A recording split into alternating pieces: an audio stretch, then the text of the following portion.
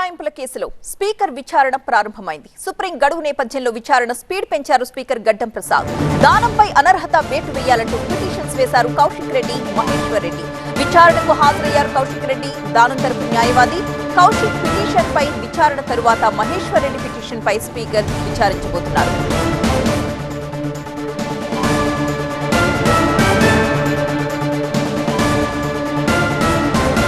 Party ఫిరాయింపుల కేసులో speaker విచారణ ప్రారంభమైంది. సుప్రీం గడువు నేపథ్యంలో విచారణ స్పీడ్ పెంచారు స్పీకర్ గడ్డం ప్రసాద్. దానంపై అనర్హత వేటు వేయాలంటూ పిటిషన్స్ వేశారు కౌశిక్ రెడ్డి, మహేశ్వర్ రెడ్డి. విచారణకు హాజరయ్యారు కౌశిక్ రెడ్డి, అలాగే దానం తరపు న్యాయవాది.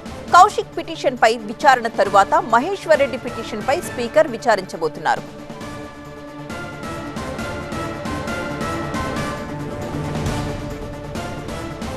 మా ప్రతినిధి అశోక్ మరింత సమాచారం అందించడానికి సిద్ధంగా ఉన్నారు. అశోక్, విచారణ ఏ విధంగా సాగుతోంది? దానం తరపు న్యాయవాది ఏం చెప్తున్నారు?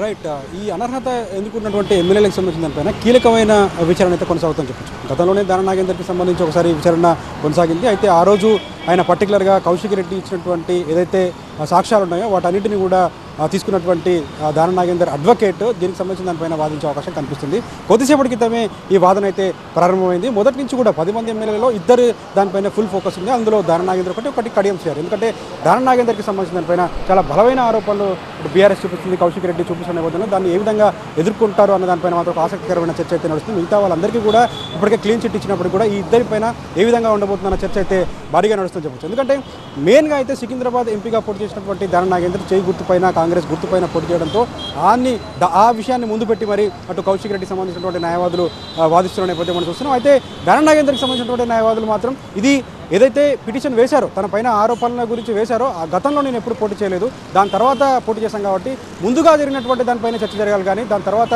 సికింద్రాబాద్కి సంబంధించిన దానిపైన చర్చ అయితే ప్రస్తావన రావాల్సిన అవసరం లేదని కూడా అటు దానం నాగేందర్కి సంబంధించినటువంటి అడ్వకేట్లు వివరిస్తున్న నేపథ్యంలో స్పీకర్ ఏ విధంగా నిర్ణయం తీసుకోబోతారో మాత్రం వేచి చూడాల్సిన అవసరం కనిపిస్తుంది. 10 గంటలకే కౌశిక్ రెడ్డి తన అడ్వకేట్లతో ఇక్కడికి చేరుకోవడం జరిగింది. అలాగే దానం నాగేందర్కి సంబంధించినటువంటి అడ్వకేట్ కూడా 11 గంటలకు చేరుకున్నారు. స్పీకర్ వచ్చిన తర్వాత స్పీకర్ ఛాంబర్లో అయితే ఈ విచారణ అయితే స్టార్ట్ అయింది. దాదాపు గంట పాటు విచారణ ఉండే అవకాశం కనిపిస్తుంది. దాని తర్వాత మహేశ్వర్ రెడ్డి, గతంలో మహేశ్వర్ రెడ్డి మున్సిపాలిటీ ఎన్నికల నేపథ్యంలో కొంత టైం కావాలని కోరడం జరిగింది. సో ఆ నేపథ్యంలోనే ఆయన 18కి రావాలని కూడా చెప్పడం స్పీకర్ ఇచ్చిన నేపథ్యంలో ఈరోజు అటు మహేశ్వర్ రెడ్డి కూడా వస్తారా, లేకపోతే ఆయన సంబంధించినటువంటి అడ్వకేట్లు వస్తారో మాత్రం వేచి చూడాల్సిన అవసరం కనిపిస్తుంది. ఈ ఇద్దరు ఎమ్మెల్యేలకు సంబంధించిన దానిపైన కౌశిక్ రెడ్డి సంబంధించినటువంటి అడ్వకేట్లు కావచ్చు, మహేశ్వర్ రెడ్డికి సంబంధించినటువంటి అడ్వకేట్లకి సంబంధించి దానం నాగేందర్ ఏ విధంగా ఎదుర్కోబోతాడు, వీటన్నిటిని రిజర్వ్ చేసి పెడతాడా లేకుంటే మళ్ళొకసారి పిలుస్తారని మాత్రం వేచి చూడాల్సిన అవసరం కనిపిస్తుంది.